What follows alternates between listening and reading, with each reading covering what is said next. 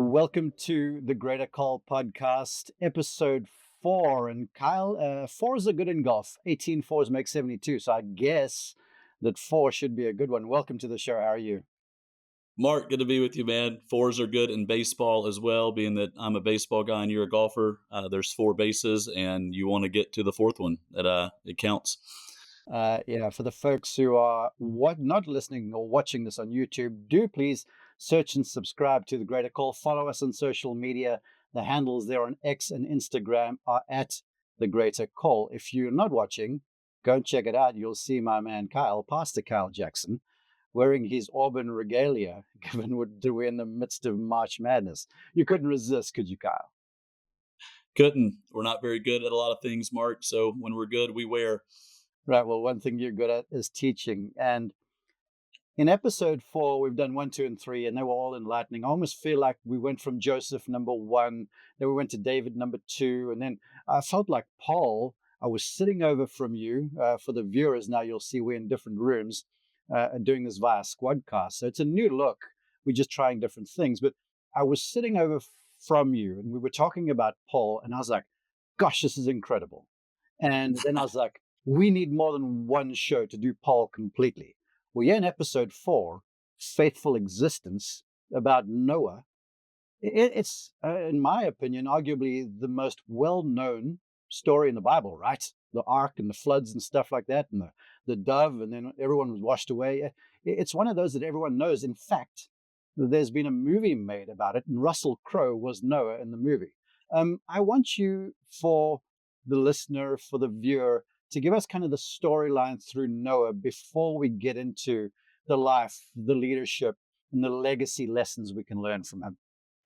Absolutely. And I would echo what you said. I thought episode 3, if you're watching or listening and you missed Paul, I would go back and check that one out. I thought, man, some great things fell out of that, Mark, from you, and just some things that weren't even in the notes or the outline. So make sure you go back and watch that. But yeah, Faithful Existence, the story of Noah. So again, like you said, most people know it.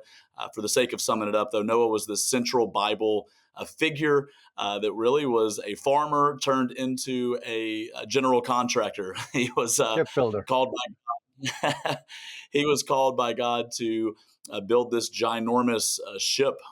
You have to take yourself back all the way, to those times of just what a massive ask to do. And he said yes. He obeyed that call, and he took just a long time of building the ship, really with nothing out in front of him to know why he was building it or when he needed to build it by.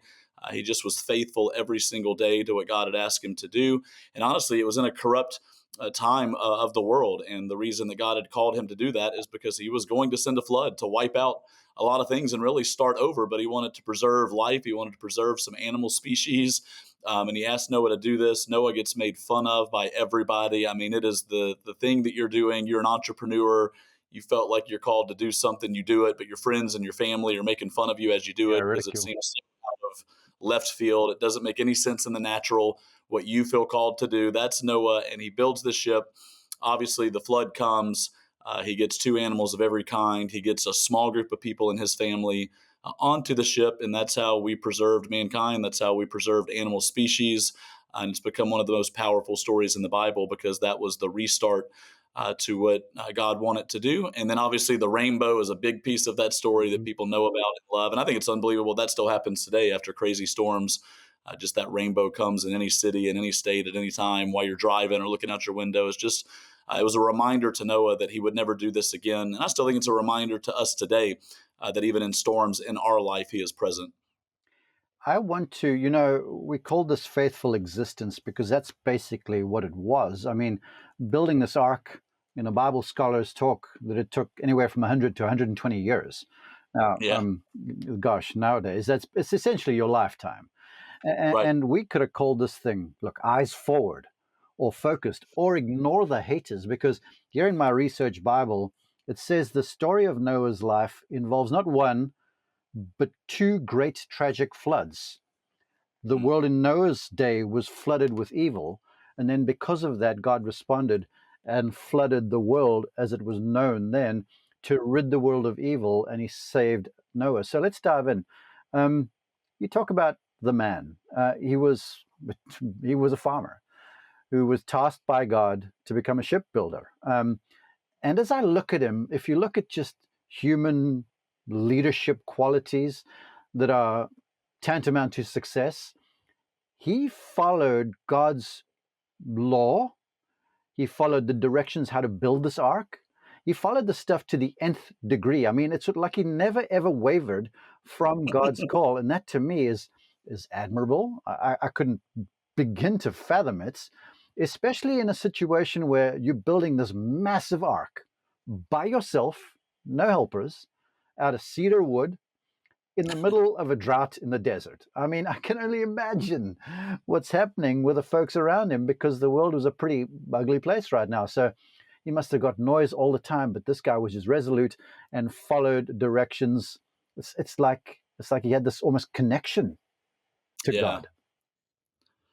Yeah, no doubt. I mean, I think the story is really, if we summed it up in one word, you might sum it up in a different word, Mark. If I summed it up in one word, it would be Yeah. obedience.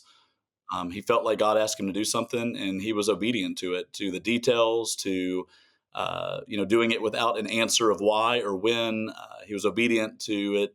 Once people started making fun of him, just leadership requires faith in God's plan, honestly, and even when it doesn't make sense. A lot of times when God asks you to do something, it doesn't make sense. And again, I even think that's part of your story of the podcast. Like, Yeah. you kept feeling like God asked you to do this, you wanted to push it away, and even in your own story would say that you did at some point, but then there was a moment in time where you're like, you know what, I need to be obedient even if it doesn't make sense of where this is going or what it's supposed to do. I feel like God has asked me to do it, and I think that's Noah's story, just faithful obedience to the detail, through the culture that was canceling him, Mhm. just like we experienced today. He just never wavered because he knew God asked him to do something, and he said, I'm gonna be obedient to the end of this call. Let's talk about this before we dive into some sort of legacy moves, because this is a legacy. I mean, I read the other day that um, parts or what was Noah's Ark was found on top of Mount Yeah. Ararat, so which is crazy. Okay, we know the Bible's true, but this is like wow to me. Yeah. Um, but let's talk about the person first off. Now, this is if we're fathers or husbands or even in the workplace. He was a wholesome guy. He did the right thing despite living in this culture that was riddled with just doing wrongdoing, from you name it, from the sexual aspect of it to corrupt to crime, the whole thing, murder, rape. Yes, Noah, he's like the one guy that was living clean. And Yeah, that's hard. So I it want you is. to put on your pastoral hat here and help because we all aspire to this, but it's just so very Yeah. hard, especially if we're surrounded with it 24/7. Yeah, I mean, I think, whether you're listening as a dad or, like you said, a business leader, or I think we all lead somebody, we all lead something. And if you don't think that you do, you at least lead yourself. Hmm. And leaders have to learn how to stand firm in their values despite external pressures.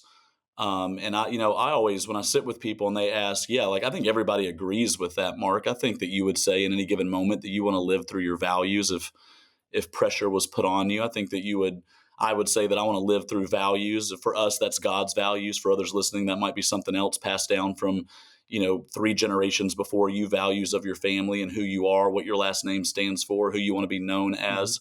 I think we would all say we want to live through those values when external pressures come on. But I think the thing when I sit with leaders or different people in my office or end up with somebody that hasn't lived through their values when external pressures come on, and I hear the end of that story, I hear how they got to where they are. For me, it's always a simple principle, and it's, if you want to live by your values and you don't want to give in to the external pressures of the world, it really comes down to the principle of whatever you put into something is what will come out of that something when pressure is applied to that something. So whatever you put in is what will come out when pressure is put on. You get this from a golf Yeah. perspective. Like, you can't just show up at a tournament and not put in the work the week before, the day of, the morning of. You can't just show up to a tournament and not put the work in, not just in your swing, but also into the mental aspect of the game, to the details of the course, to the work with your caddy, and expect to show up and be in contention on Sunday on hole 17 when everybody's watching, and expect in that moment for what's going to come out is what was put in when pressure is put on. If I sat on a balloon that was blown up and it popped, what would come out of that balloon? It's air. Whatever was put in that balloon is what came out of that balloon when pressure was applied to it. And I think for most people that struggle with living through their values with external pressures in the world is that we're not putting the right things in before that pressure is applied. Yeah. When that pressure is applied, what comes out we don't like, it's ugly, it's not who we say we are. And again, I think going back to Noah's story, I think he lived a life that was wholesome. He was pursuing the right things. And when that pressure from the culture was put on him, he was able to stay obedient and very focused on what God called him to do. Is this is an opinion question, but you're a wise man, so I want to pitch this to you anyway. Um, Again, he's building an ark that was, I think, in modern days, it was 420 something yards long. I mean, this thing was massive, right? And it's high, 3 stories high, and he's doing this Yeah. by himself. Yeah. And it's not just building the ark; it's sourcing the material. It was a Right. 120-year project. Again, I'm like, how many of us, let's just take health and well-being, because if you Yeah. want to be a good dad, a good business leader, a good father, if you want to leave a legacy, health is wealth. So I think of, like, I'm wanting to get in shape. I know you're doing a great job of it Right. right now. And you're like, okay, I'm going to change my eating and I'm going to work out and I'm going to now commit to this. And 2 weeks in, I'm like, whatever. You're laughing at me. Um, yes, a guy, you said just obedience. But I want to talk about the discipline, because obedience only goes so far. Right. There's those mornings when motivation and discipline overrides obedience because it's easy just to hit Wow. snooze, It's but great. it's that little extra that gets us up and keeps us going. And that almost becomes a habit eventually, which will lead us to achieving this mission, which I want to talk about.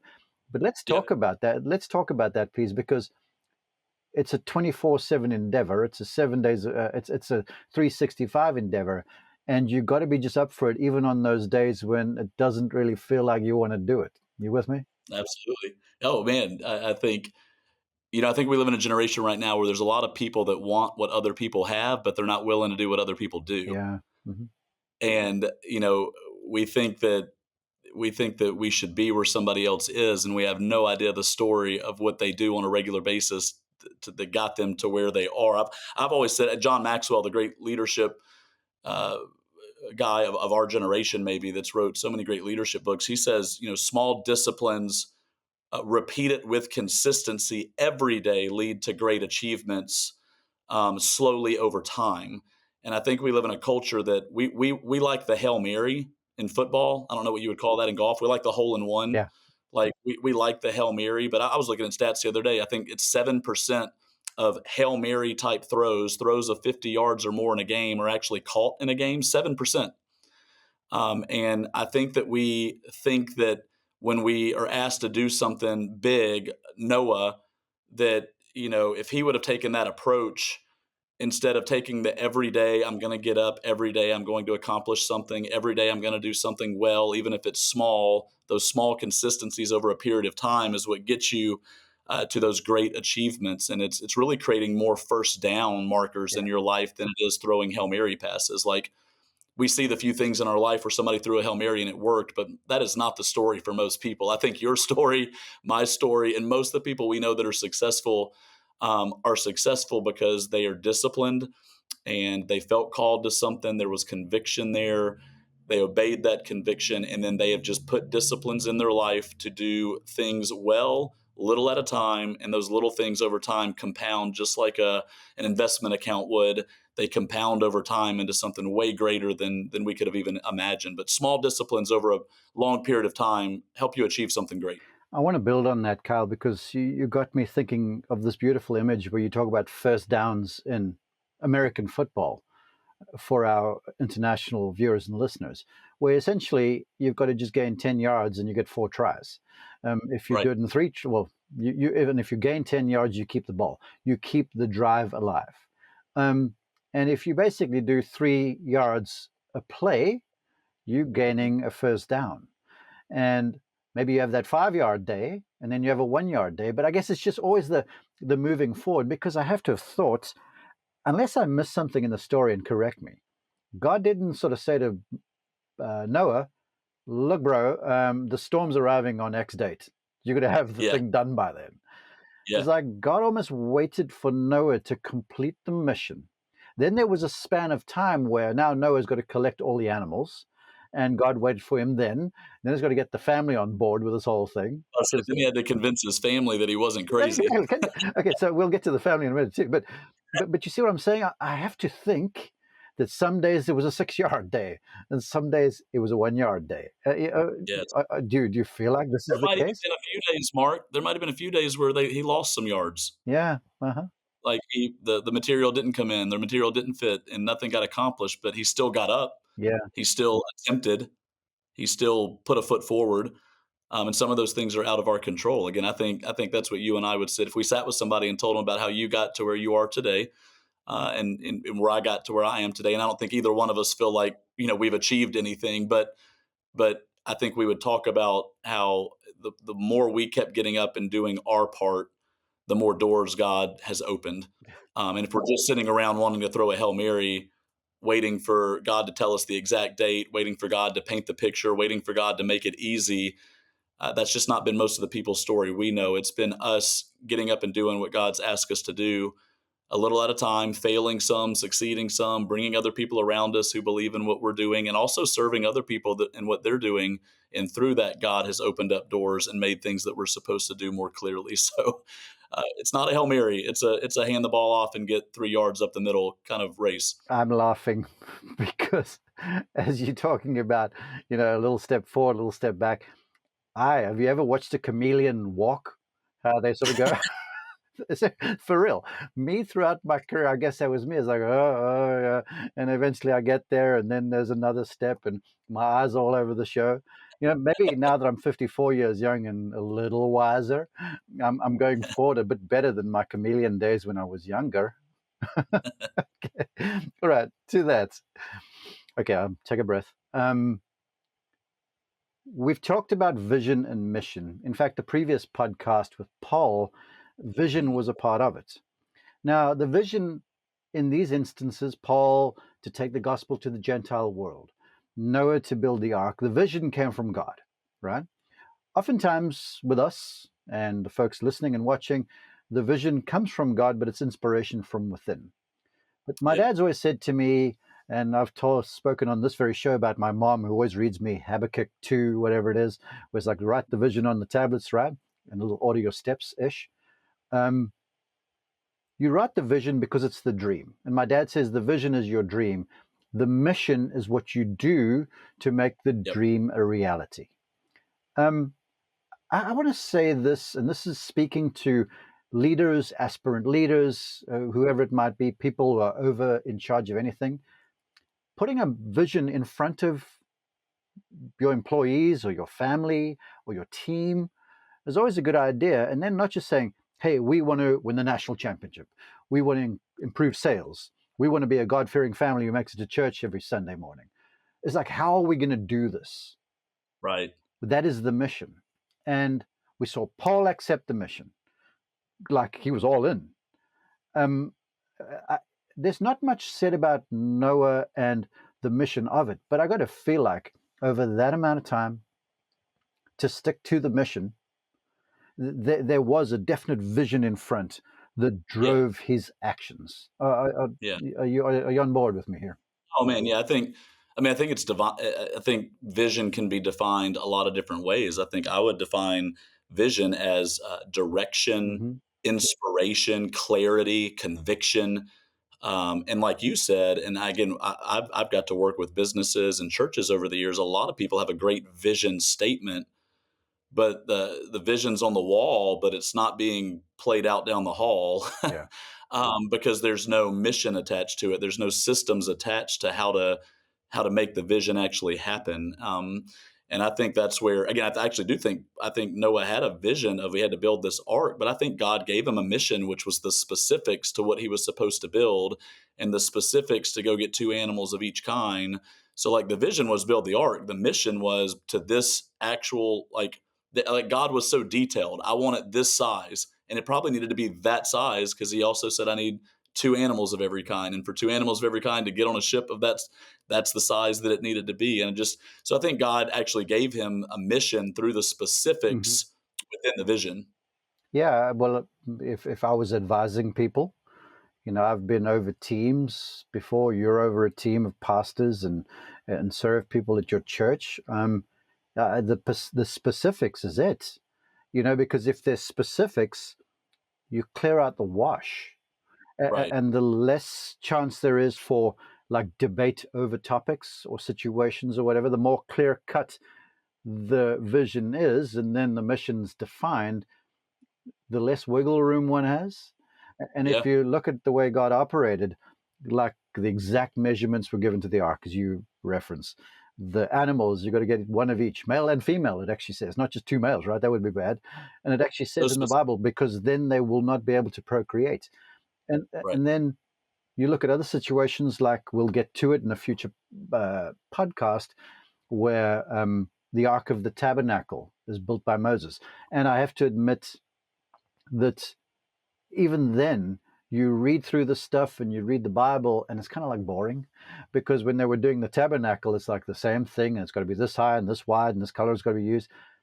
But that doesn't allow for any deviation from the mission. So, in other words, the goal that's been set is almost guaranteed to be achieved. Yeah. You there? Yeah, well, I mean, the most practical thing I can think of, Mark, is again, maybe this even helps somebody, is like the vision for our family is that, we are Immelmans. The vision for my family is we are Jacksons. Sorry, Miss So you can Jackson. tell that I'm for real. Sorry, I couldn't resist. you can, uh, the amount of that came out when I was in high school. So you can imagine the amount of times somebody saying that to my mom, which was not a compliment. Um, so I think we want to be Jacksons. That's the vision. You want your family to be Immelmans. You're passing something down. Well, that's great, but without the specifics, without the missional side of that, how are you a Jackson? So like we have family values. There's 7 of them, and they're in our kitchen on the wall. It says Jacksons are fun. Jacksons are generous. Jacksons are honoring. Jacksons are obedient. Jacksons are kind. Like we took the values that my parents passed down to me and the values that Jen's parents passed down to her, and we morphed them together. And now we parent through a value based parenting. Like the vision is we want them to be Jacksons. But the mission is that we're teaching them to be generous in every occasion. We're teaching them not to just be obedient to their parents, but obedient to what God asked them to do, obedient to their teachers. We're asking them to be honoring of people in authority, whether we agree or disagree. We're asking them to be kind in every situation. When somebody makes fun of them at school, the goal is not that we say something back, but we choose kindness. So if we want them at 18, 21, 25 years old, when they get married one day, to be a Jackson, then you have to have some specifics, which is the mission. That gets them to what you said a minute ago is the vision. The vision was Noah built a ship, but the mission was the specifics Mm. to how to get there, not just build a ship, but let me give you the specifics so that it can, when you get to the end, it is what God wanted it to be. I'm so thankful for this venture, this odyssey you and I are on. I'm thankful for you, because you say you've got that stuff written down. Now, folks, I've been to Kyle's house once, twice, I think it maybe, the new house, and I have not seen that. I'll look for it. But I've learned now from your counsel, because, like, as a dad, um, this is how I want the kids to turn out. And it's said, but then it's not there. It's not there to be seen. It's not there as a reminder all of the time. And then I We get have it at our myself all hot table. and bothered when they don't behave like they should. But it's on me, the leader, because I should have that written down, saying Immelmans are this, Immelmans are that. This is what we stand for. Because if you do that, there it is. It's written on the I know tablet. we're going down the rabbit trail here, Mark, but I hope it encourages somebody. It's one of the best things we've done. Like, we don't tell our kids, you don't do that, don't do this. That's not how we act. We, like, when my 7-year-old son is being stingy, we don't be like, hey, share that, give that to your sister. We just say, hey, Coop, Jacksons are generous, man. Are you being generous? Like it's like we are parenting through those filters. Like when I think about the Immelmans are encouraging, Immelmans are excellent, Immelmans are faith filled. Like I so that wish they'd when pick up their stuff off them in their room. well, yeah, right. So instead of just saying you need to pick that up, we go, hey, Immelmans are Be excellent. neat and tidy. Can we Yeah. can we make our room excellent? and we're teaching them who we are, not just what to do. Love it. It is a, You know, uh, yeah, that's no really cool. Again, I'm learning here. And now learning is one thing, but applying is another. Um, right? Noah did. But I want to say this too. There was a consistency in his approach because there was a real courage of his conviction. Now, I'm Mhm. certain when you have the voice of God speaking to you, like I'm sure it was for him, then it's like, okay, yes, sir, kind of thing. And, nowadays maybe people don't have the brush with God or the voice that they hear, but you have Yeah, that special something inside, that Holy Spirit stuff. And then sometimes we can just dull it. But he had courage of convictions and then the patience of the thing too, because like you talk about how you want your family to treat others. Yeah, he's got all these folks that are wrongdoers, are heckling him. The haters, man, the haters are hating every single day. Because here's this guy carrying a big block of wood to a place where he's building a ship in the middle of a desert. And they're like, dude, you're a nutcase. So there was the yeah, courage of what he was doing, but then the patience and the consistency of it all to just keep doing the right thing. I feel like that consistency aspect of it is almost paramount to any successful leader, dad, father, mother, businessly, whatever. well, I mean, again, I think this is something you should speak to more than me, because I think the sport that you love and the sport that you've given a lot of your life to, I think it might be the one sport at the top of the chain that if you don't figure some of that out, consistency, disciplines, like, I mean, that is the game of golf. And I'm even curious from your perspective. You're saying all that, but I'd love to even just hear your leadership thoughts back to that, on just why that matters so much. Again, you see it all the time. There's no way you can be successful in the sport that you love without those Yeah. qualities in your life. Well, okay, I'll put on my golf teacher hat here for a minute. Yeah, I can do this. Uh, people like it. Okay. Um, You're pretty good at it. I always say to people, I'm like, golf is a mercurial sport. There's so many variables on the go from one hole to another. We play on an inconsistent field, unlike a baseball Mhm, field where you know what the dimensions are, soccer field, whatever. We outside, mhm, weather's variable. We play through weather unless it's electricity. So there's a lot of variability on the go. So consistency is kind of the comfort blanket through it all. But the mhm. reality is building a consistent golf swing is next to impossible because we're humans and we're fallible. So I say, look, you got to understand that inconsistency in performance is likely, but your consistency in how you respond and react to the performance, that's where the consistency lies. And That and in a way, I feel like that is the real leadership lesson because as a leader, you can have the vision written out, you can have the mission, and then you're like, well, folks down the hall, they're really listening so much. The leader is how you respond to that, and then how that's you great. get them back into line to say, look, this, if you do this and we do that, and you stick to this and you react like this, that's when the ship, pardon the pun, that's completely on purpose, that's how the ship starts going in the right direction again. So the consistency in golf is more how you react and you respond to situation than what you do feeling like you're going to perfect what you're doing every single time. Absolutely. No, that's why I want you to speak to it, because I think that is, it's so hard to remain consistent in our culture today. There's a lot of distractions that keep us from being consistent.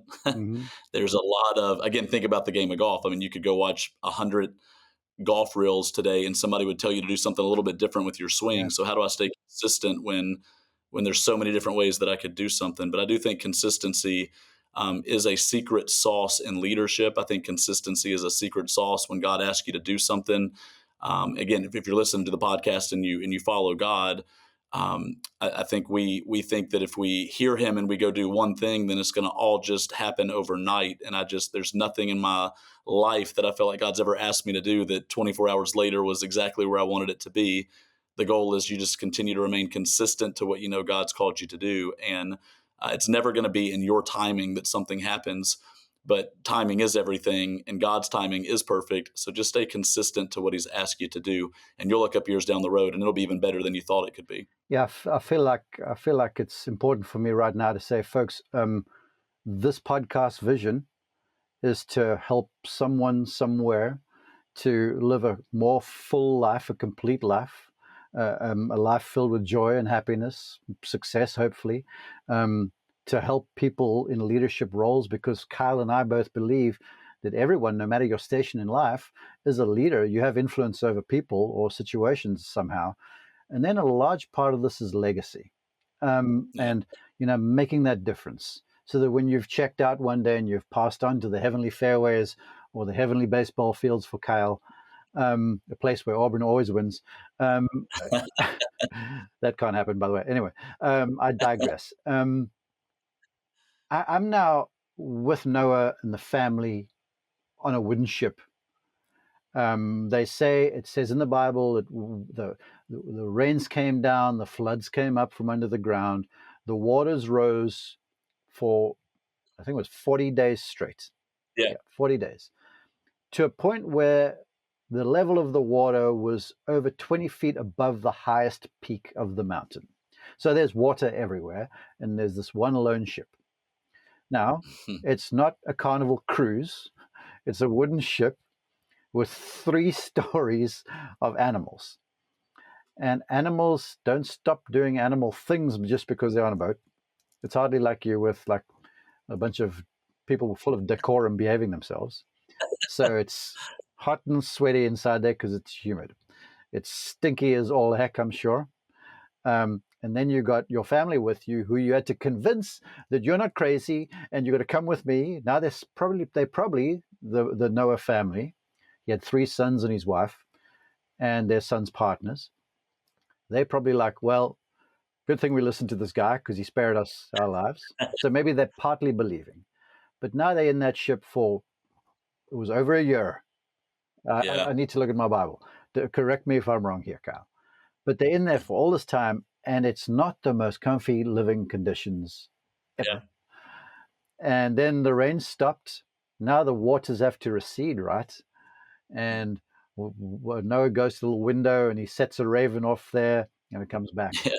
And then he sets a dove off and it comes back. And this goes on for days until the Yeah. dove comes back with an olive branch in its beak. And so he goes, okay, well, the waters have receded some. And then they keep doing this. Okay, now that's long winded to ask the question or get your take on this. So much of leadership is keeping the peace. Mm. You got animals in there, you got Yeah. unhappy people who've not set their foot on land for a long, long time. Stuff I'm sure is a little ragged and niggly inside there. People are, their nerves are wearing thin. And Surely they Noah, haven't slept and Noah's in a long. the architect of all of this. Yeah. Um, it's keeping the peace. It's maintaining the common vision. It's maintaining some decorum in amongst your tribe that's stuck on a ship with a bunch of Yeah. animals for so long. Your take? Yeah. I think you're right. I mean, leadership is, it's very lonely at the top. Mm-hmm. So I'm sure Moses felt lonely at times at the top of all of this. Like, anybody that has a vision, anybody that goes after it, anybody that builds something and pulls people along with them, it can be lonely at the top sometimes. I just can't imagine that Noah, and we don't know this for certain, but I can't imagine Noah did all of this, and didn't care for those that he was leading well through the Yeah. process. Like, I think the fact that they even got on the ship, Mark, tells me that Noah had such a was so influential in their life that they honored their father, that I'm not even sure they had to believe in what was going to happen, but they believed in him. And I think sometimes even as leaders, we feel like it's lonely at the top, but I bet there's more people that believe in us than we think there are. True. I bet we're doing better than we think we are sometimes. I bet we matter to more people than we think we do. I just think we feel lonely at the top because people think we're too busy to ever do anything. They don't invite us to do things because they don't want to put pressure on us. All the things that it's like, no, invite us. We might say no, but we might say yes.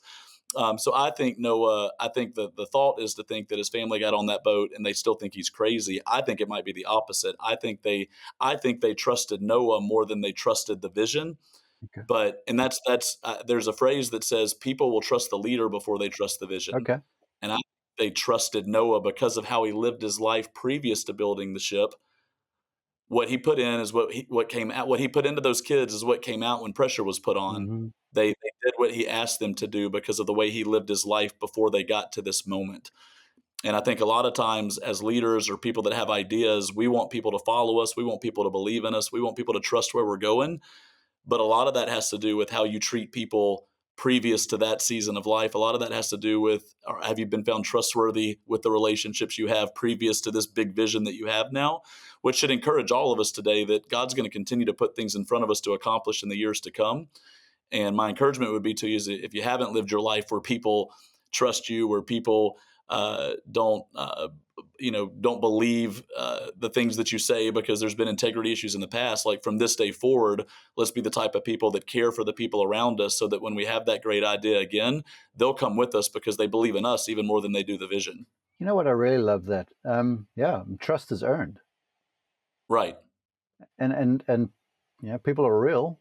Uh, I'm sure, and I keep on getting back to the fact that here's this lone man, the one man of moral fiber that was left on the earth. So much so that God looked at him and is like, "I'm going to save you and your family, and you are going to be the father of the generations to come." Hmm. And that trust is earned, even with his family.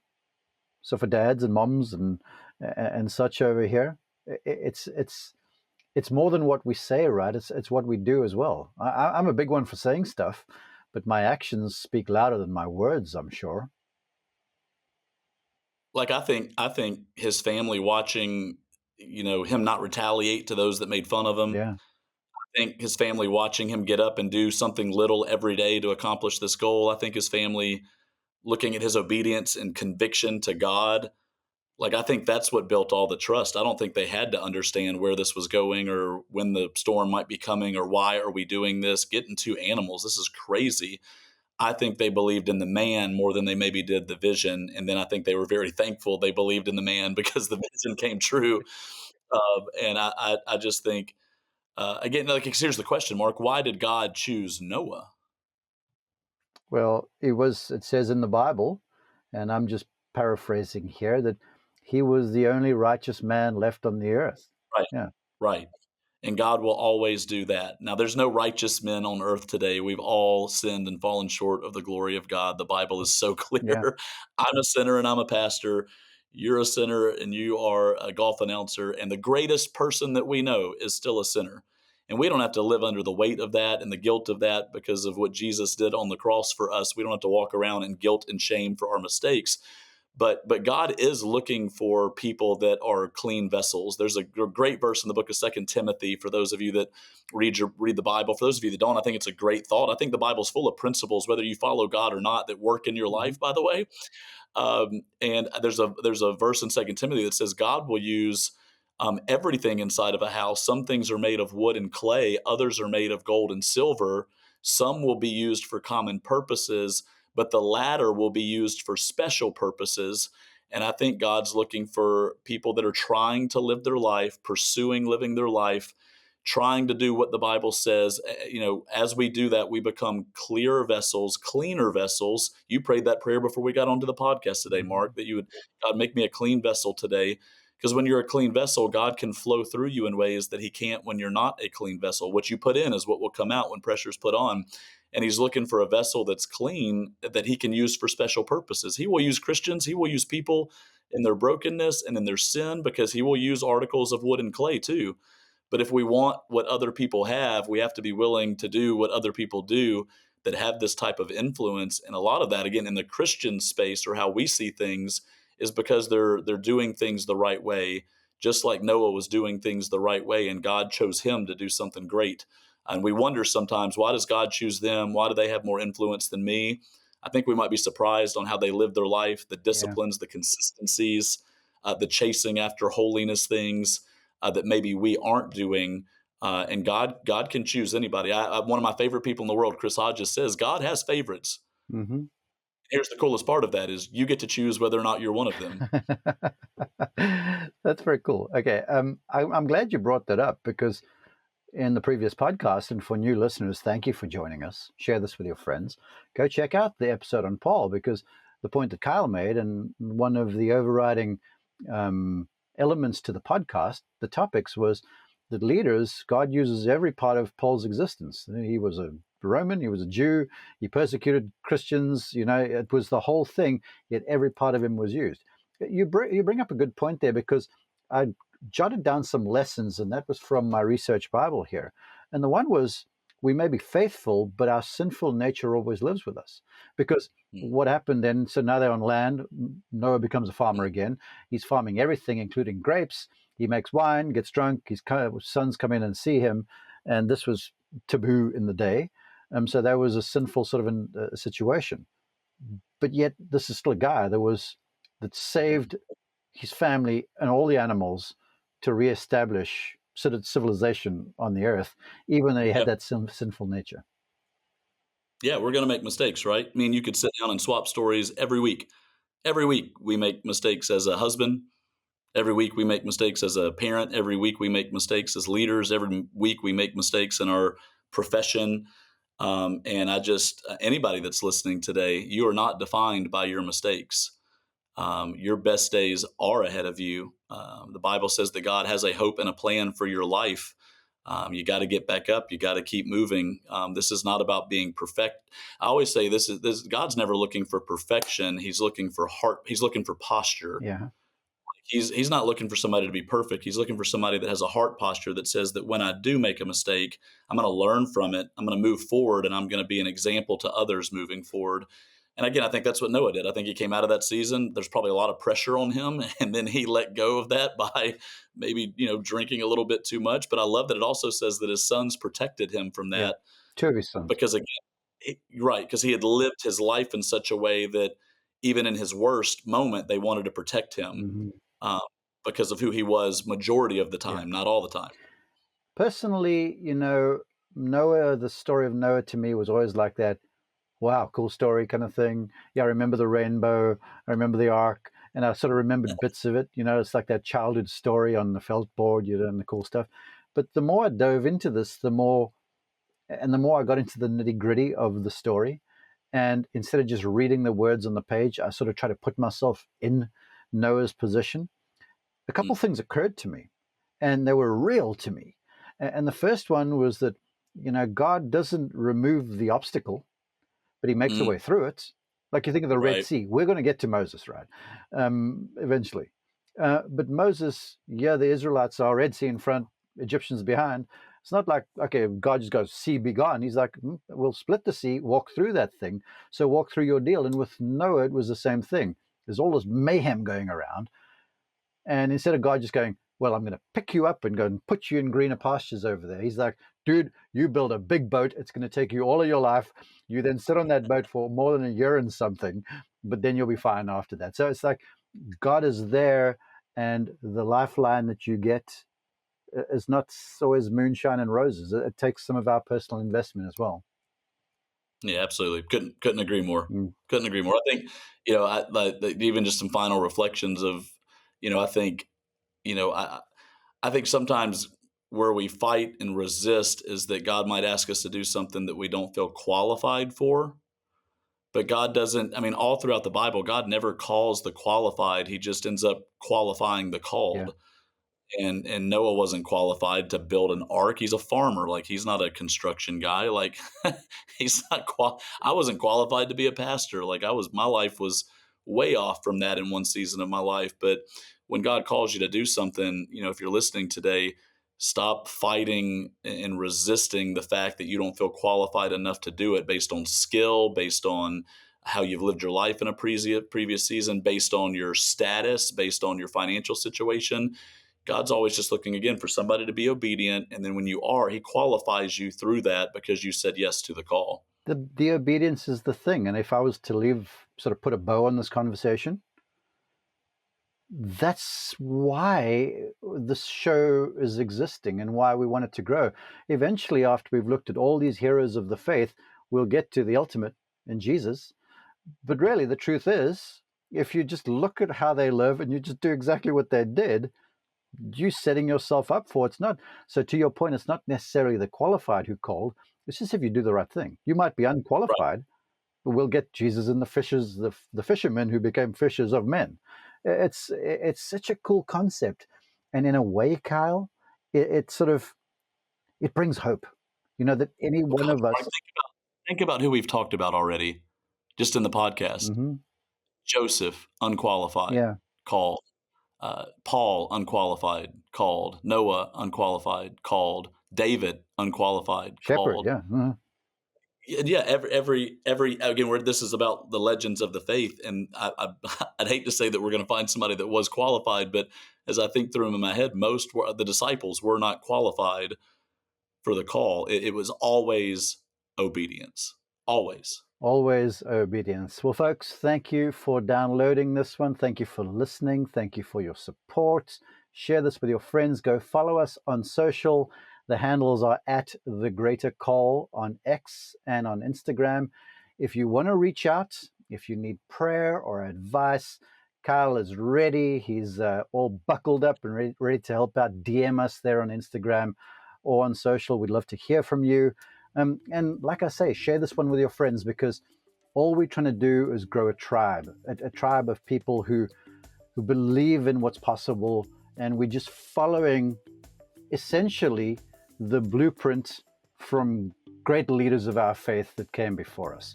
Appreciate you downloading this one. Be blessed and go and be a legend. Go listen to Mark on Amen Corner at the Masters coming up soon. Love you guys.